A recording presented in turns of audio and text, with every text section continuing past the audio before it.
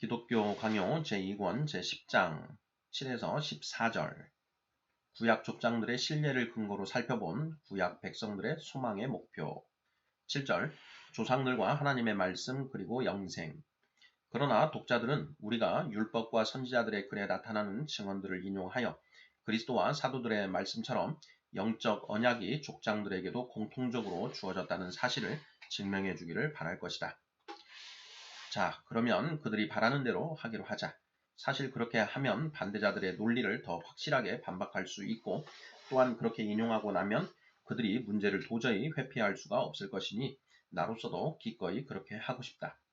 그러면 우선 한 가지 증거부터 제시하겠는데 이에 대해서 제 세례파들은 무의미하고 심지어 어리석은 증거라고 생각하여 멸시하지만 사실 건전한 생각을 갖고 있고 또한 배우고자 하는 사람들에게는 이 증거야말로 가장 귀중할 것이라 여겨진다.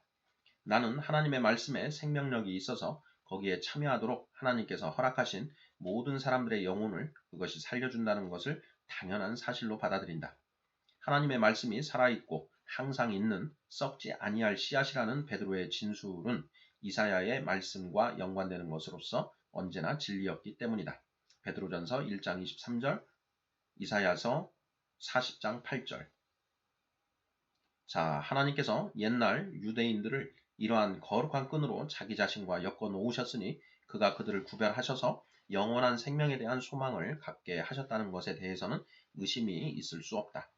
나는 여기서 그들이 그 말씀을 받아들여서 하나님과 더 친밀하게 연합되었다고 말하고자 하는데 이는 하늘과 땅에 그리고 온 세상의 피조물들 가운데 다 퍼져 있는 일반적인 의사소통의 방식을 의미하는 것이 아니다. 물론 그런 의사소통 방식도 만물을 각기 그 본질의 정도에 따라서 일깨워 주기도 하지만 그러나 부패라는 절박한 처지에서는 해방시켜 주지 못하는 것이다. 나의 말은 오히려 경건한 자의 영혼을 조명하여 하나님을 알게 하며 어떤 의미에서 그 사람을 하나님과 연결시켜주는 그런 특별한 의사소통 방식을 의미하는 것이다. 아담, 아벨, 노아, 아브라함 등을 비롯한 족장들은 그런 말씀의 조명으로 말미암아 하나님께 가까이 나아갈 수 있었던 것이다. 그러므로 나는 조금도 의심 없이 그들이 하나님의 영원한 나라에 들어갔다고 단언한다. 그들은 진정으로 하나님께 참여했으며 그런 일에는 영원한 생명의 축복이 없을 수가 없기 때문이다. 8절 언약의 문구에 담긴 의미 그래도 불분명한 점이 있는 것 같은가? 그렇다면 언약의 문구 그 자체를 보도록 하자. 그렇게 하면 건전한 사고를 가진 사람은 만족할 것이고 또한 이를 반대하고자 하는 자들은 그들의 무지가 분명하게 드러날 것이다.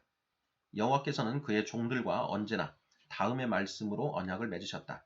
나는 너희 하나님이 되고 너희는 나의 백성이 되리라. 레위기 26장 12절 이 말씀 속에 생명과 구원과 축복의 모든 것이 들어있다는 사실을 선지자들이 늘상 설명하고 있다. 다윗은 여호와를 자기 하나님으로 삼는 백성은 복이 있도다. 시편 144편 15절 여호와를 자기 하나님으로 삼는 나라 곧 하나님의 기업으로 선택된 백성은 복이 있도다. 시편 33편 12절 선언하는데 여기에는 그만한 이유가 있는 것이다. 이것은 여호와께서 이 땅에 행복을 주시기 때문이 아니라 그가 자기 백성으로 택하신 자들을 사망에서 구원하시고 그의 영원한 긍휼을 하심으로 그들을 영원토록 보호하시기 때문인 것이다. 다른 선지자들도 이와 비슷하게 말씀하고 있다. 여호와 나의 하나님 주께서 계시니 우리가 사망에 이르지 아니하리이다. 하박국 1장 12절 여호와는 우리의 왕이시니 그가 우리를 구원하실 것임이라. 이사야 33장 22절 이스라엘이여 너는 행복한 사람이로다. 여호와의 구원을 너같이 얻은 백성이 누구냐. 신명기 33장 29절 쓸데없이 다른 것을 찾느라 애쓸 필요가 없다. 선지자들에게서 다음과 같은 가르침이 계속해서 나오고 있기 때문이다. 곧 여호와께서 우리의 하나님이신 한 우리에게는 모든 풍성한 선한 일과 또한 구원에 대한 확신에 전혀 부족한 것이 없다는 것이다. 과연 옳은 말이다. 여호와의 얼굴이 비춰지는 순간 그의 얼굴이 구원의 보증이 된다면 그가 사람에게 그의 하나님으로서 자신을 드러내시면서 어떻게 그 구원의 보배들을 그에게 열어주시지 않겠는가? 그는 모세를 통하여 증언하신 것처럼 그가 우리 가운데 거하신다는 조건으로 우리의 하나님이 되시는 것이다. 레위기 26장 11절 그러나 하나님의 그러한 임재를 얻으면 동시에 생명을 소유하게 되는 것이다.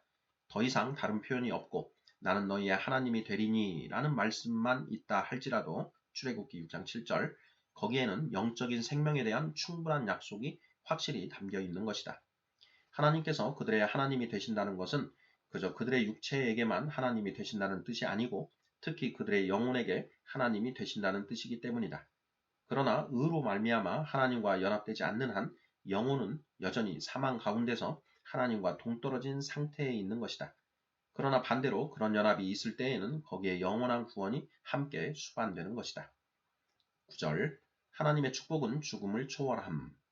뿐만 아니라 여호와께서는 자신이 그들의 하나님이실 뿐 아니라 영원토록 그들의 하나님이 되실 것을 약속하셨고 그렇게 함으로써 그들의 소망이 현재의 은혜에만 만족하지 않고 영원에까지 이어지게 하셨다.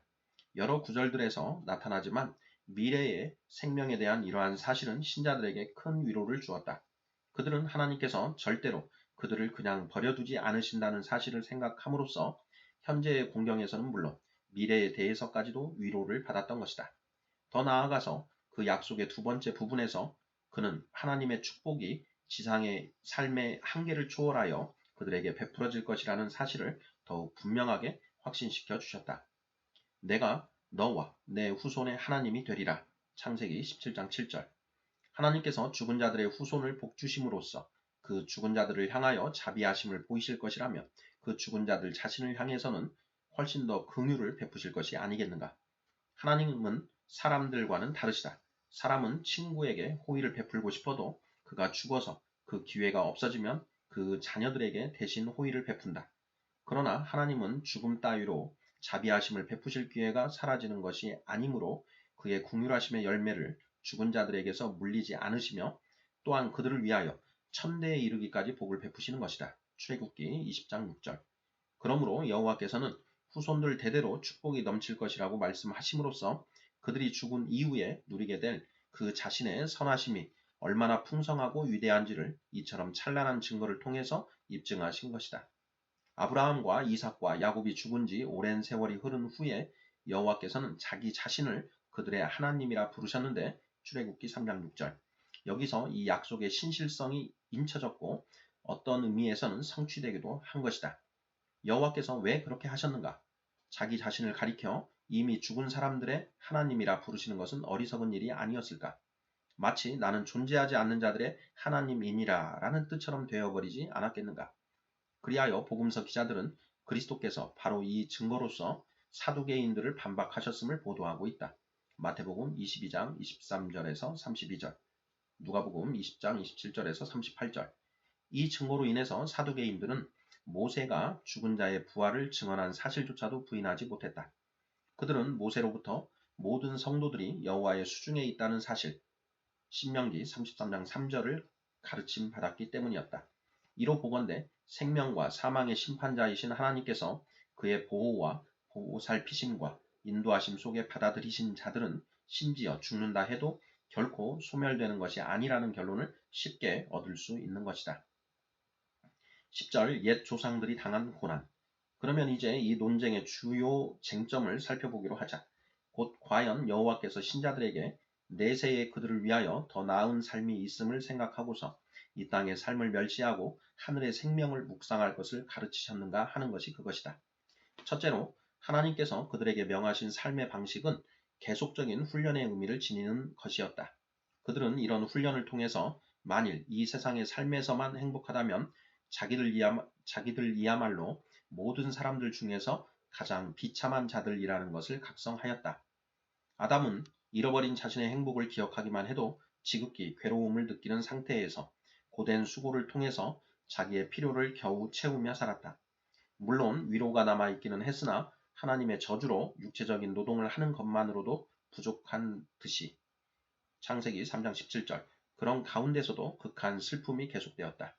두 아들 가운데서 하나가 다른 하나를 사악하게 죽인 것이다. 창세기 4장 8절. 아담은 그 남은 아들을 볼 때마다 끔찍스럽고 괴로웠을 것이다. 아벨은 한창 나이에 잔인하게 죽임을 당하여 인간의 재난의 표본이 되었다. 온 세상의 사람들이 쾌락을 따라 마음대로 살 때에 노아는 오랜 기간을 방주를 짓는 고달픈 일에 전념했다. 창세기 6장 22절. 그는 죽음을 피하기는 했으나 100번 죽는 것보다 더 큰 어려움을 겪었다. 방주 속에서 그냥 10개월 동안 지내는 것만도 마치 무덤 속에서 지내는 것 같았을 것인데 그렇게 오랜 기간을 각종 짐승들의 오물 속에 가득 쌓여 지냈으니 그 고통이 오죽했겠는가.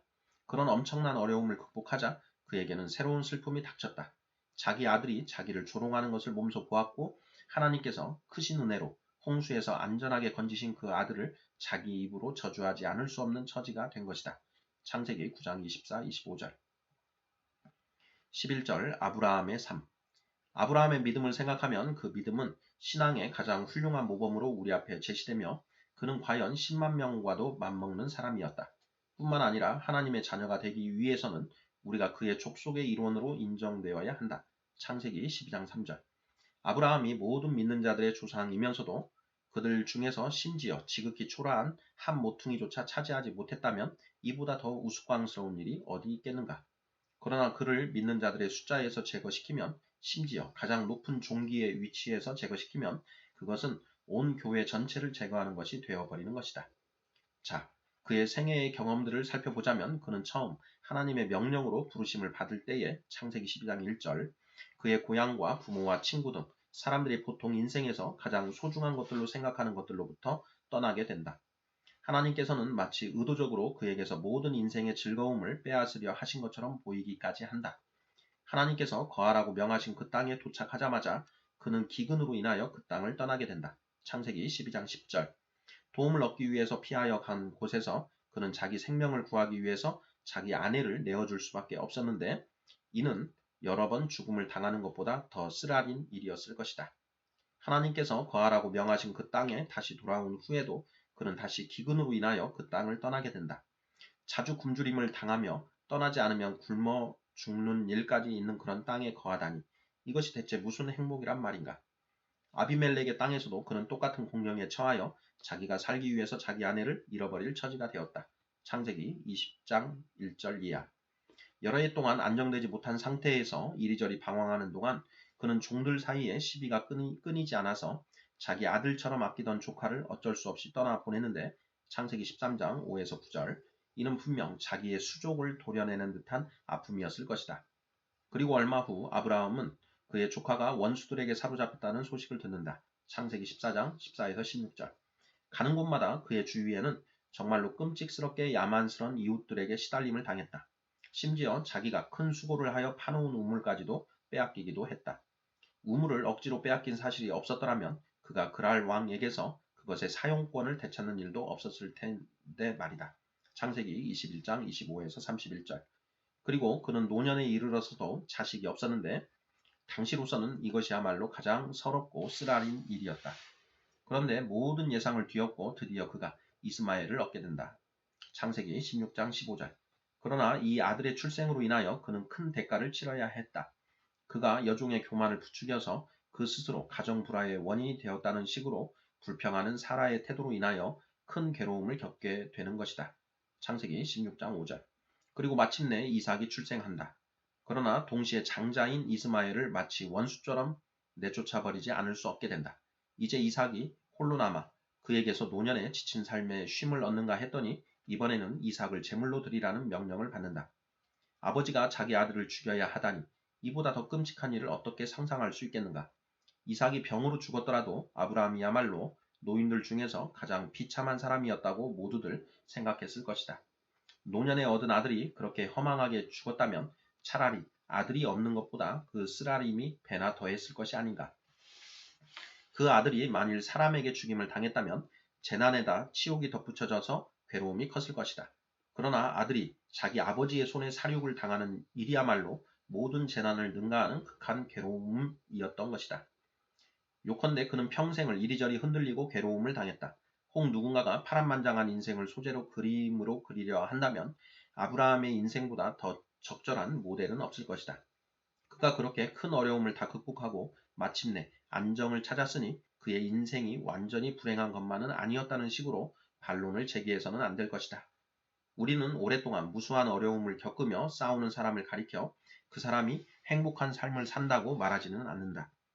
불행을 겪지 않고 이 세상의 갖가지 혜택을 고요히 누리는 사람을 가리켜 행복한 삶을 산다고 말하는 것이다. 12절 이삭과 야곱의 삶. 이삭은 그보다 고통이 심하지 않았다. 그러나 그는 최소한의 행복도 누리지 못했다. 그 역시 온갖 어려움을 겪었고 이 땅의 행복을 누리지 못했다. 그는 기근으로 인하여 가나안 땅에서 쫓겨났다. 창세기 26장 1절. 그의 아내를 품에서 빼앗겼고 이웃들이 온갖 일로 그를 모욕하고 괴롭혔고 물 문제로 인하여 싸우지 않을 수가 없었다. 집안에서는 며느리들이 그에게 근심거리가 되었으며 아들들이 서로 싸워 그를 괴롭혔고 이런 일을 해결하기 위해 사랑하는 아들을 멀리 보낼 수밖에 없었다. 야곱으로 말하자면 그는 오로지 지극한 불행만을 겪은 사람의 두드러진 표본이다. 그는 형의 위협을 받으며 지극히 괴로운 소년 시절을 겪었고 결국 그 위협에 굴복하고 말았다. 부모와 고향을 떠난 후에도 그렇게 쫓겨나는 쓰라림 이외에도 외삼촌 라반에게서 친절한 환대를 받지 못했다. 야곱은 7년 동안 혹독하고 잔인한 종살이를 했으나 그것도 부족해서 사악한 흉계에 속아 다른 여자를 아내로 맡기까지 했다. 둘째 아내를 위하여 그는 새로운 종살이를 해야 했고 그 자신이 토로하듯이 낮에는 더위와 싸우며 밤에는 추위를 무릅쓰고 눈붙일 겨를도 없이 온갖 고생을 감내하였던 것이다. 이렇게 혹독한 삶을 20년 동안이나 겪는 동안 그는 장인의 부당한 행위로 인하여 날마다 어려움을 당하였다. 그리고 그의 가정에서도 아내들이 서로 미워하고 싸우고 경쟁하는 탓에 집안이 항상 어수선했고 거의 흐트러진 상태였다. 고향으로 돌아가라는 명령을 받고서도 그는 마치 부끄럽게 도망치듯 그 땅을 떠나야 했다. 그러나 장인의 사악함 때문에 여행 중에도 온갖 모욕과 악행을 당해야 했다. 그리고 곧이어 더 잔인스러운 괴로움이 그에게 닥친다. 형에게 가까이 나아갈 때에 그는 잔인한 원수가 저지를 수 있는 만큼 끔찍한 사륙이 자기 앞에 있음을 예상하게 된다. 그리하여 그는 에서가 오기를 기다리는 동안 정말로 몸서리치는 두려움에 휩싸이게 된다. 야곱은 에서를 만날 때에 거의 죽은 자처럼 그의 발 아래에 엎드렸고 에서는 예상과는 달리 그를 환대하였다. 그리고 고향으로 돌아온 다음 그는 극진히 사랑했던 아내 라헬을 잃는다. 그리고 얼마 후 그는 라헬에게서 얻었기 때문에 다른 아들들보다 더 사랑하던 아들이 맹수에게 찢겨 죽었다는 소식을 듣는다. 아들의 죽음에 대한 슬픔을 이기지 못하고 그는 오랫동안 슬피 울고 나서 모든 위로를 고집스럽게 물리치고 자기로서는 슬피 울며 아들의 무덤 속으로 내려가는 길밖에는 없다고 선언하기까지 한다. 그러는 중에 그의 딸이 붙잡혀 강간을 당하였고 그의 아들들이 이에 대하여 대담한 수국을 꾸민 탓에 그는 그 땅의 모든 거민들에게 미움을 당하게 되고 항상 살해의 위험 속에서 전전긍긍하게 된다. 그러니 근심과 슬픔과 혐오가 얼마나 컸겠는가. 그런데 게다가 그의 맏아들 르우벤의 극악무도한 범죄가 이어지는데 그것은 그 이상 심각한 일이 없을 만큼 정말로 심각한 사건이었다.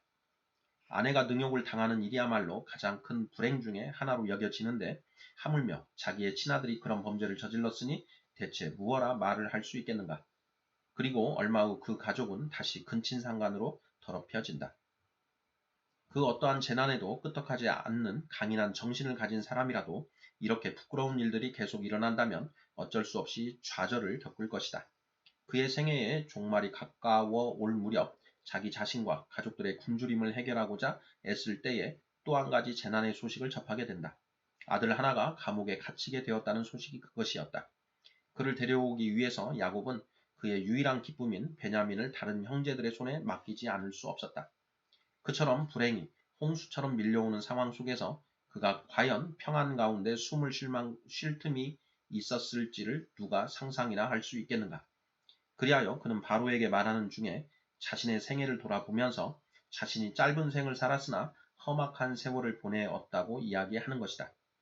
그는 자신이 끊임없이 이어지는 불행 가운데서 생을 보냈다고 단언하면서 여호와께서 그에게 약속하셨던 번영과 축복을 누렸다는 것을 완전히 부인하는 것이다. 그러므로 야곱이 하나님의 은혜에 대해서 대적하였고 배은망덕하였거나 아니면 자신이 이 땅에서 비참한 생활을 했음을 진실로 고백한 것이거나 둘 중에 하나인 것이다. 만일 그의 이런 단언이 옳다면 그는 결국 이 땅의 것들에 대해서 소망을 둔 것이 아니었다는 결론이 나오는 것이다. 13절 족장들은 영생을 바라보았음. 이 거룩한 족장들이 하나님께로부터 복된 삶을 구했다는 것이 분명한데 그렇다면 그들은 그 복된 삶을 이 땅의 삶이 아닌 다른 것으로 보았던 것이다. 사도는 이 점을 아주 멋지게 보여주고 있다. 믿음으로 아브라함은 이방의 땅에 있는 것 같이 약속의 땅에 거류하여 동일한 약속을 유업으로 함께 받은 이삭 및 야곱과 더불어 장막에 거하였으니 이는 그가 하나님이 계획하시고 지으실 터가 있는 성을 바랐습니다. 이 사람들은 다 믿음을 따라 죽었으며 약속을 받지 못하였으되 그것들을 멀리서 보고 환영하며 또 땅에서는 외국인과 나그네임을 증언하였으니 그들이 이같이 말하는 것은 자기들이 본향 찾는 자임을 나타냅니다. 그들이 나온 바 본향을 생각하였더라면 돌아올 기회가 있었으려니와 그들이 이제는 더 나은 본향을 사모하니 곧 하늘에 있는 것이라. 이러므로 하나님이 그들의 하나님이라 일컬음을 받으심을 부끄러워하지 아니하시고 그들을 위하여 한 성을 예비하셨느니라. 히브리서 11장 8절에서 10절, 13절에서 16절. 그들이 바라본 것이 다른 곳이 아니라 바로 이 땅에서 이루어질 소망이었다면 이루어지지도 않는 약속들을 계속해서 바라본 그들의 처사는 정말이지 목석보다도 더 어리석은 짓이었을 것이다. 바울은 무엇보다도 그들이 이 땅의 삶을 나그네 길로 부르고 있음을 지적하는데 이는 모세도 그렇게 기록하고 있다. 창세기 47장 9절. 그들이 가나안 땅에서 외국인이요 나그네로서 살았다면 그들이 아브라함을 이어 기업으로 받을 여호와의 약속하신 땅은 과연 어디였는가? 여호와께서 그들에게 소유로 약속하신 것은 분명 그것과는 전혀 다른 것이었을 것이다. 그러므로 그들은 가나안 땅에서 무덤 이외에는 발붙일 만한 땅도 유업으로 받지 못했던 것이다. 사도행전 7장 5절. 그들은 이러한 사실로서 자기들이 약속의 열매를 죽은 후에 받을 것으로 소망했음을 증거해주고 있다. 그렇기 때문에 야곱은 그 땅에 묻히기를 너무나 사모하여 아들 요셉에게 그렇게 해줄 것을 맹세하도록 하였다. 창세기 47장 29, 30절. 그리고 그렇기 때문에 요셉도 자기가 죽은 후 자기의 뼈를 수백 년이 지나 그 뼈들이 흙이 되더라도 그 땅으로 옮겨갈 것을 명령하였던 것이다. 창세기 50장 25절. 14절. 죽음 이후의 영생이 삶의 목표였음. 마지막으로 족장들이 이 땅에서의 삶 속에서 수고하는 동안 미래의 복된 삶을 그들의 목표로 삼았다는 것이 분명히 드러난다. 만일 야곱이 더 높은 축복을 바라지 않았다면 어째서 그가 장자의 권리를 그렇게 위험을 무릅쓰면서까지 추구했겠는가? 그는 그로 인하여 먼 곳으로 쫓겨가서 거의 가족과 의절할 지경에 처하기까지 했고 그러면서도 소득이 전혀 없었으니 말이다. 창세기 27장 41절. 그는 마지막 숨을 거두면서 다음과 같이 자신의 의도를 밝혔다. 여호와여, 나는 주의 구원을 기다리나이다. 창세기 49장 18절. 야곱이 죽음이야말로 새 생명의 시작이라는 것을 깨닫고 있지 않았다면 자기가 죽어가고 있다는 것을 알고 있는 상황에서 대체 무슨 구원을 더 기다릴 수 있었단 말인가. 심지어 진리를 공격하던 자들에게서도 이런 일에 대한 어렴풋한 깨달음이 나타났다면 거룩한 사람들과 하나님의 자녀들에 대해서 무엇 때문에 논란을 벌인단 말인가. 다음과 같은 발람의 말은 대체 무슨 의미인가. 나는 의인의 죽음을 죽기 원하며 나의 종말이 그와 같기를 바라노라. 민수기 23장 10절. 그가 다윗의 다음과 같은 선포에 담긴 것과 같은 느낌을 가진 것이 아닌가. 그의 경건한 자들의 죽음은 여호와께서 보시기에 귀중한 것이로다. 시편 116편 15절. 그러나 악이 악인을 죽일 것이라. 시편 34편 21절. 죽음이 최종의 경계요 목표였다면 의로운 자나 불의한 자나 서로 다를 것이 전혀 없을 것이다. 그러나 죽음 이후에 그들을 기다리고 있는 것에 대해서 그들은 전혀 다른 처지에 있는 것이다.